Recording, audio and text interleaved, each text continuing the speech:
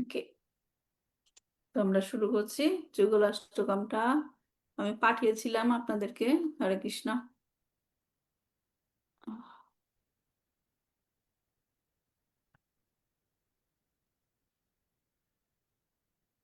দেখা যাচ্ছে? হ্যাঁ, দেখা যাচ্ছে। একটু বড় করতে চাচ্ছিলাম, পারছি না। ওকে, যাই হোক, পড়তে পারছেন তো, রাইট? মাঝে যে জুম হচ্ছে না তো, জুম করতে পারছি না, আমার তো জানি এখানে দেখা যাচ্ছে না। দেখা যাচ্ছে তো, রাইট? এমনি দেখা যাচ্ছে, কিন্তু হ্যাঁ, এই যে এখন হচ্ছে। আচ্ছা, ওকে, এটা হচ্ছে জীব গোস্বামীর যুগলাষ্টকম। আমরা যুগলাষ্টকমটা পড়ি, তারপর একটু ব্যাখ্যা করব। কৃষ্ণ প্রেমময়ী রাধা, রাধা প্রেমময় হরি। কৃষ্ণ প্রেমময়ী রাধা, রাধা প্রেমময় হরি। জীবনেন ধনে নিতম, রাধা কৃষ্ণ গতির মম। কৃষ্ণ সাদ্রবিণম রাধা, রাধায় দ্রবীণম হরি। জীবনেন ধনে নিতম, রাধা কৃষ্ণ গতির মম। কৃষ্ণ প্রাণময় রাধা, রাধা প্রাণময় হরি। জীবনে ধনে নিতম, রাধা কৃষ্ণ গতির মম। কৃষ্ণ দ্রবময় রাধা, রাধা দ্রবময় হরি। জীবনে ধনে নিতম, রাধা কৃষ্ণ গতির মম। কৃষ্ণ গেহে স্থিতা রাধা, রাধা গেহে স্থিত হরি। জীবনে ধনে নিতম, রাধা কৃষ্ণ গতির মম। কৃষ্ণ চিত্ত স্থিতা রাধা, রাধা চিত্ত স্থিত হরি। জীবনে ধনে নিতম, রাধা কৃষ্ণ গতির মম। নীলাম্বর ধর রাধা, পীতাম্বর ধর হরি।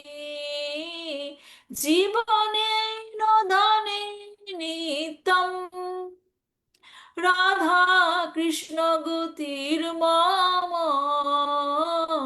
বৃন্দাবনেশ্বরী রাধা, রাধা কৃষ্ণ বৃন্দাবনেশ্বর। জীবনে ধনে নিতম, রাধা কৃষ্ণ গতির মম। জীবনে ধনে নিতম, রাধা কৃষ্ণ গতির মম। হরে কৃষ্ণ হরে কৃষ্ণ, কৃষ্ণ কৃষ্ণ হরে হরে। হরে রাম হরে রাম, রাম রাম হরে হরে। হরে কৃষ্ণ হরে কৃষ্ণ, কৃষ্ণ কৃষ্ণ হরে হরে। হরে রাম হরে রাম,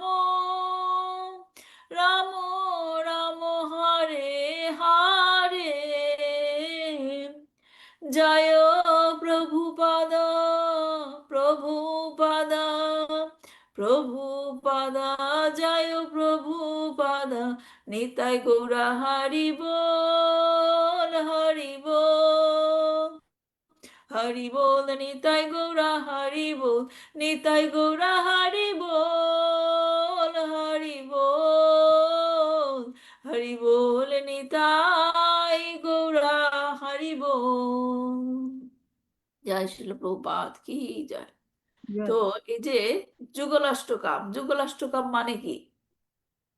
যুগলাষ্টকাম মানে কি বলেন? মানে রাধা কৃষ্ণের একসাথে এই যুগল বন্দনা। যুগল বন্দনা, হ্যাঁ। তো এখানে হুম, খুব সুন্দরভাবে জীব গোস্বামী এটা যুগলাষ্টকামটা রচনা করেছেন।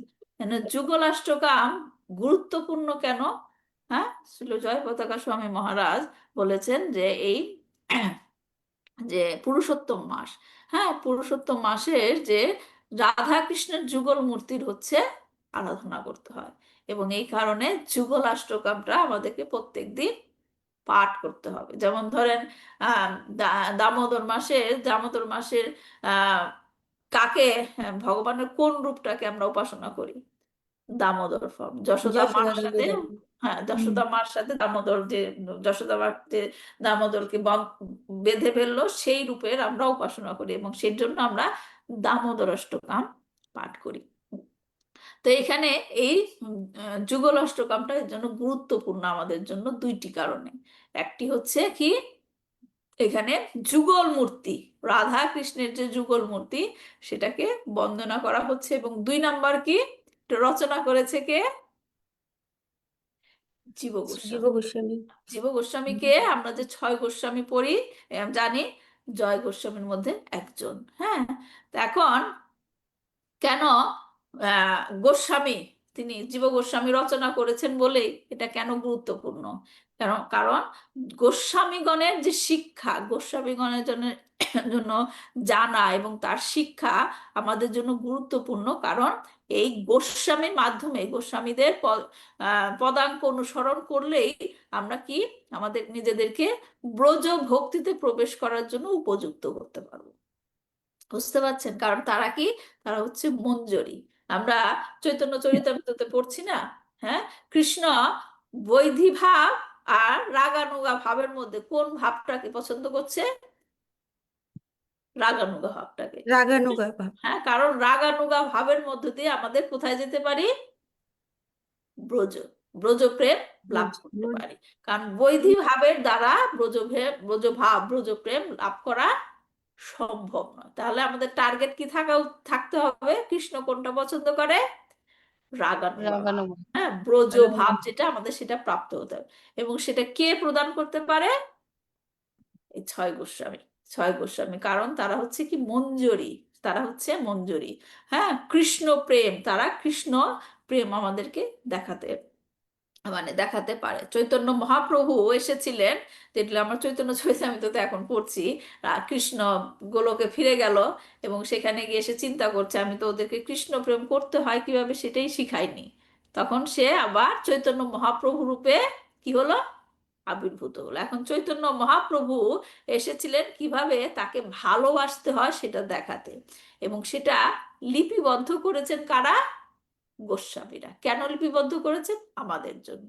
এজন্য গোস্বামীদের পদাঙ্ক অনুসরণ করা, তারা কিভাবে ভগবানের কাছে অ্যাপ্রোচ হচ্ছে, ভগবানের কাছে কিভাবে প্রার্থনা করছে, সেটা আমাদেরকে ফলো করা উচিত। অনুকরণ নয়, অনুসরণ।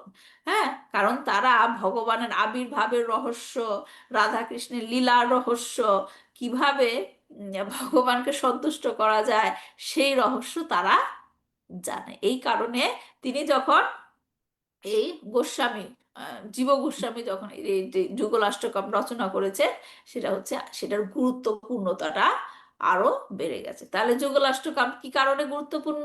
এক হচ্ছে এটা রাধা কৃষ্ণের যুগল মূর্তির বন্দনা, প্রার্থনা, মানে গ্লোরিফিকেশন যেটা, আর মহিমা বর্ণনা করা হচ্ছে। আর দুই নম্বর কি কারণ? এটা জীব গোস্বামী দ্বারা রচিত।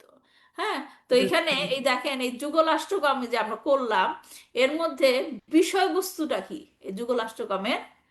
যুগরাষ্ট্রক্রমের বিষয়বস্তু হচ্ছে রাধা কৃষ্ণের যে দিব্য প্রেম, সেই প্রেমের মহিমা কীর্তন করা হচ্ছে, নানাভাবে ব্যাখ্যা করা হচ্ছে। এবং মেইন উদ্দেশ্যটা কি কি বোঝানো হচ্ছে?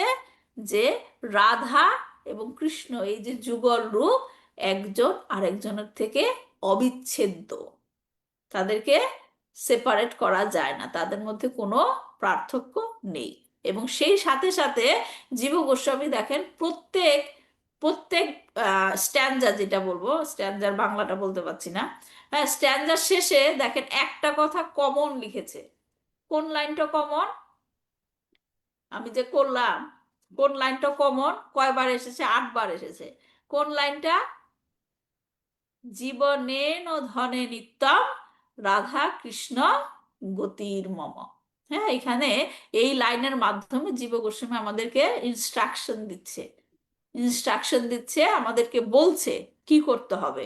যে জীবনেন ধনে নিত্যম, মানে আমাদের জীবনের সর্বশ্রেষ্ঠ এবং নিত্য ধন কে? কারা? রাধা কৃষ্ণ। রাধা কৃষ্ণ। আমরা জীবনে ধনের পেছনে ছুটি, রাইট? এইটা আর্ন করব, এইটা আর্ন করব, রাইট? কিন্তু আমাদের জীবনের শ্রেষ্ঠ ধন কি? রাধা কৃষ্ণের যুগল রূপ, তাদের দর্শন, যুগল রূপে দর্শন, হ্যাঁ, প্রাপ্তি যেটা, সেটাই হচ্ছে সর্বশ্রেষ্ঠ ধন। আর আরেকটা কি বলছে?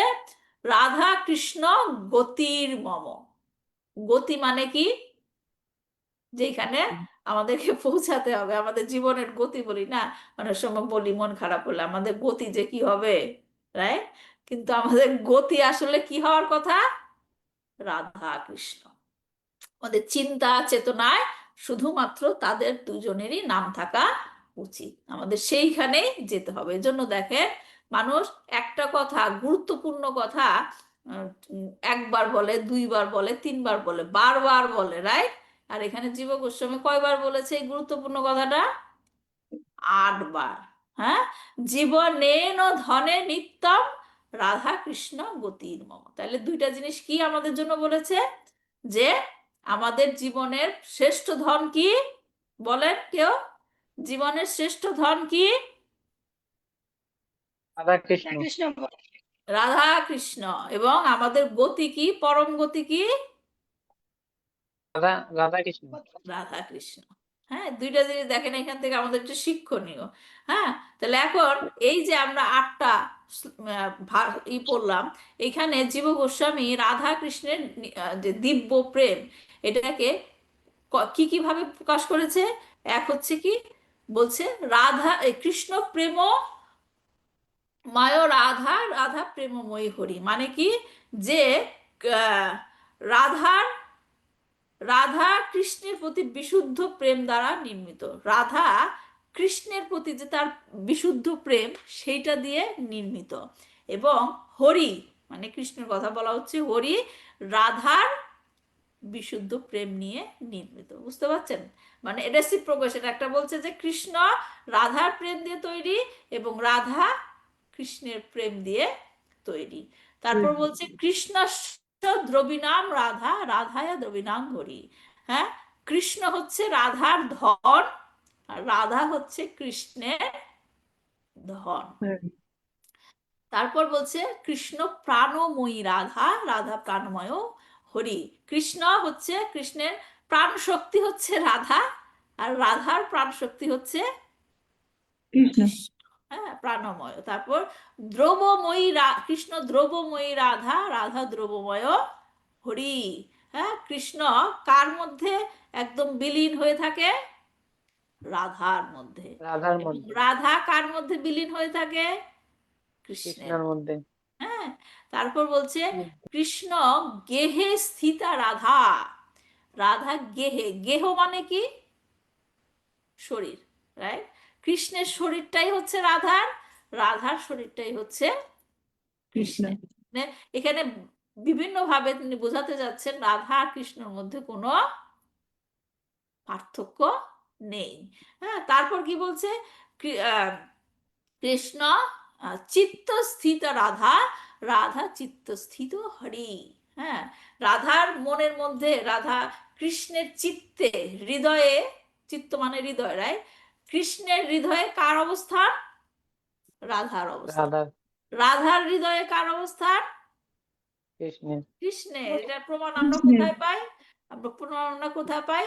আমরা যখন হরে কৃষ্ণ মহামন্ত্র উচ্চারণ করি, হরে কৃষ্ণ কৃষ্ণ কৃষ্ণ হরে হরে, হরে রাম রাম রাম হরে হরে। এখানে হরে মানে কে? হরে কাকে ডাকা হচ্ছে? রাধাকে হ্যাঁ, রাধাকে। রাধাকে। হ্যাঁ, এখানে কৃষ্ণকে কৃষ্ণ এবং রাম নামে ডাকা হচ্ছে, কিন্তু প্রত্যেকটা ডাকের আগে কাকে ডাকা হচ্ছে? রাধাকে রাধা রানীকে রাধাকে ডাকা আগে হচ্ছে। ডাকে। হ্যাঁ, এখন আমরা যখন হরে কৃষ্ণ মহামন্ত্র উচ্চারণ করি, আমরা যখন রাধা রানীকে ডাকি, হ্যাঁ, রাধা রানী শুনতে পায়, কিন্তু সে কোথায় আছে? কৃষ্ণের হৃদয়ে, রাইট? আবার আমরা যখন কৃষ্ণকে ডাকি, কৃষ্ণ শুনতে পায়, কৃষ্ণ কার হৃদয়ে আছে? রাধার রাধার রাধার হৃদয়ে। তার মানে আমরা যখন মহামন্ত্র উচ্চারণ করি, হ্যাঁ, কাকে কাকে খুশি করি?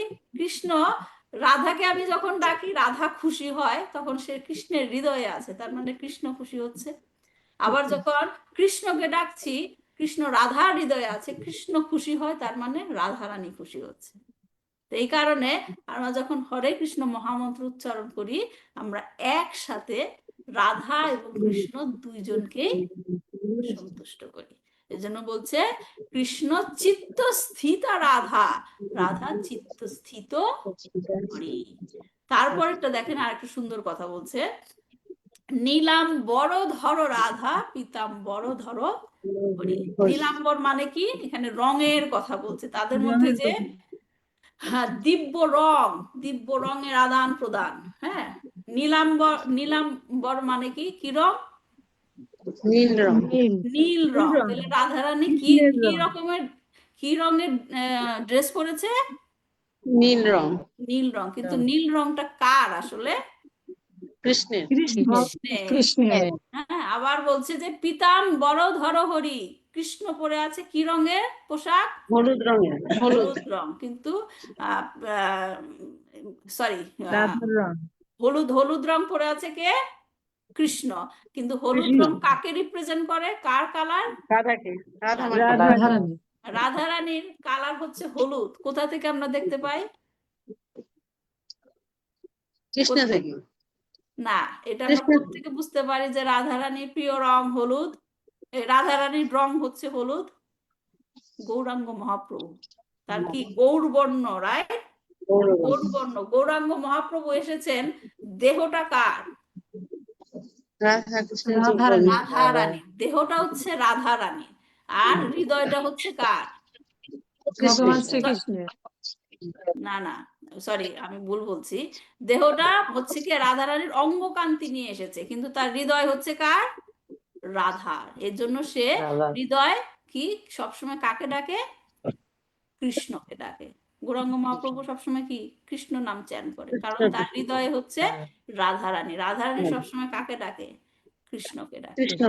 এখানে যে তাদের তাদের যে দিব্য রং, সেটাও তারা এক্সচেঞ্জ করেছে। হ্যাঁ, নীলাম্বর ধারা রাধা, যে নীল রং পড়েছে, সেটা যে নীল রং রিপ্রেজেন্ট করে কৃষ্ণকে।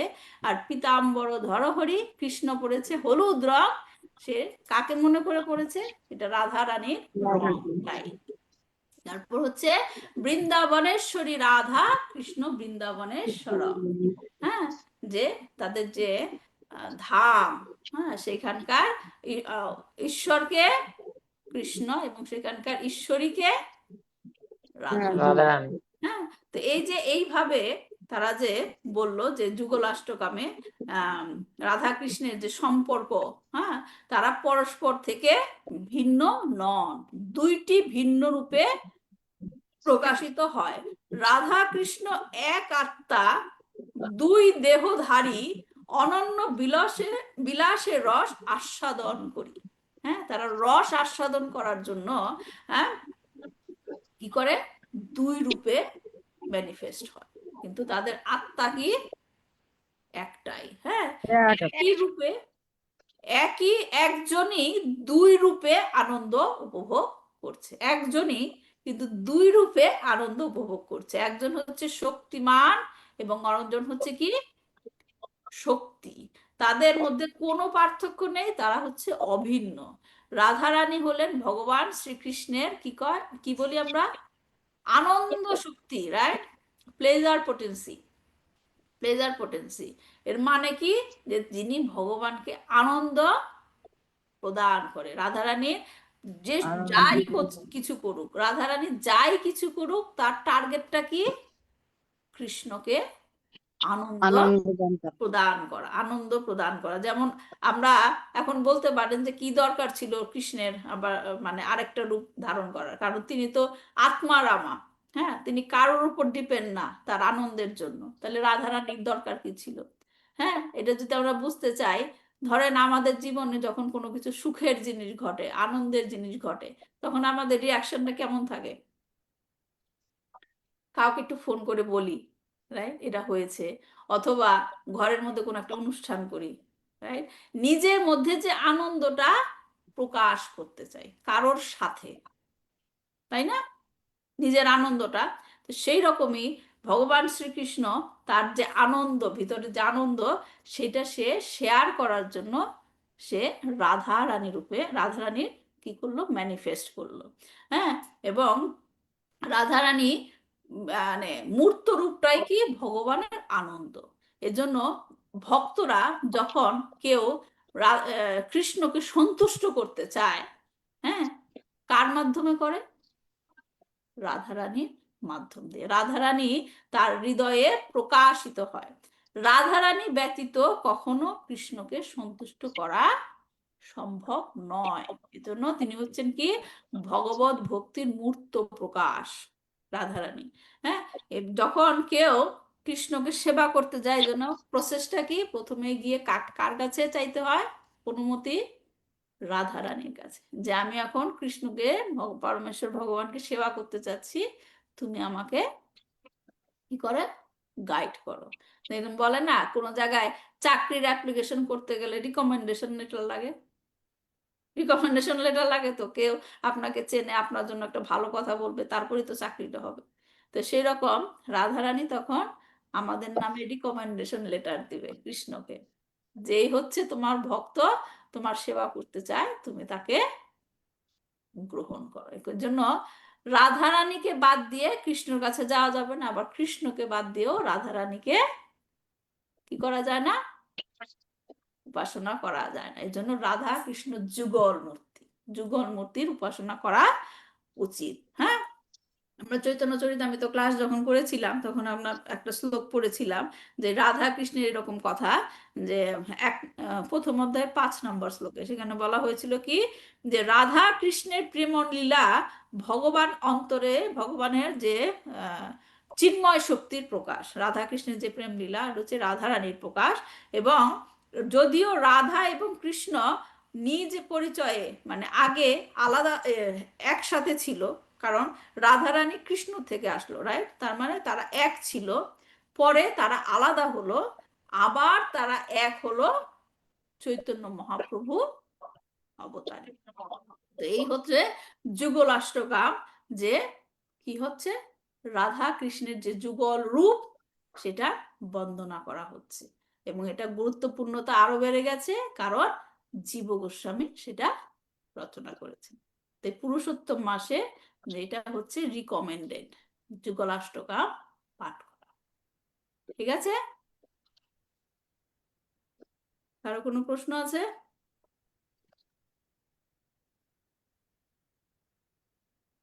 ওকে, মাতাজি, হ্যাঁ মানে প্রদীপ দেখাইতে হতো রাধাকৃষ্ণের মানে প্রতিদিন আলাদাভাবে একটা, না? হ্যাঁ, হুম, রাধাকৃষ্ণ যুগল মূর্তিকে, যুগল মানে বিগ্রহকে প্রতিদিন প্রদীপ দেখাবেন। ঠিক আছে, তাহলে ভালো থাকবেন সবাই, দেখা হবে কালকে চৈতন্য চরিতামৃত ক্লাস নিয়ে। পঞ্চকল্পতরুভ্যশ্চ কৃপা সিন্ধুভ্যেব চ পতিতানাং পাবনেভ্যো বৈষ্ণবেভ্যো প্রভুপাদ কি জয়। তাই গৌর প্রেমানন্দে হরি হরি। জয়।